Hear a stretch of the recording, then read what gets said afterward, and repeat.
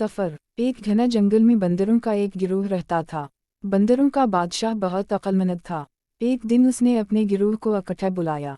मेरे प्यारे बंदरों, हम खुशकिस्मत हैं कि इस खूबसूरत जंगल में रहते हैं, लेकिन खबरदार, दरख्त और पौधे हरे भरे और सरसब्ज हो सकते हैं, लेकिन उनमें बहुत से जहरीले फल होते हैं।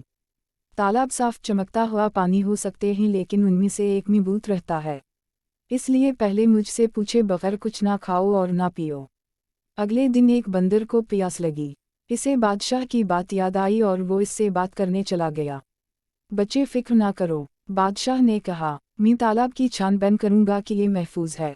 जब वो तालाब के करीब पहुंचा तो उसने देखा कि बड़े बड़े कदम अंदर जा रहे हैं, लेकिन बाहर नहीं आ रहे हैं। बादशाह ने नतीजा अख्ज़ किया कि ये वो जगह है जहाँ भूत छुपा हुआ था। सब बंदर रोने लगे, इस फिक्र में कि वो पानी कैसे पिएंगे। बादशाह ने इन्हें तसल्ली दी और भूत का मुकाबला करने चला गया। भूत ने कहा लगाया, तुम बड़े मखमसे में हो बंदर बादशाह। अगर तुम्हारे बंदर तालाब में आए तो मैं इन्हें खा लूँगा। अगर वो ऐसा ना करें तो वो प्यास से मर जाएंगे। बादशाह ने सोचा, मुझे कोई हल तलाश करना चाहिए। उसने अपने बंदरों से बानस के टुकड़े जमा करने को कहा। खोखली बानस की छड़ियों को आपस में जोड़कर उसने एक बड़ा पाइप बनाया जो तालाब का पानी चूसता था। बंदर अपने दिल की ख्वाहिश के मुताबिक पीने के काबिल थे। सब की तरफ से बंदर बादशाह को सलाम।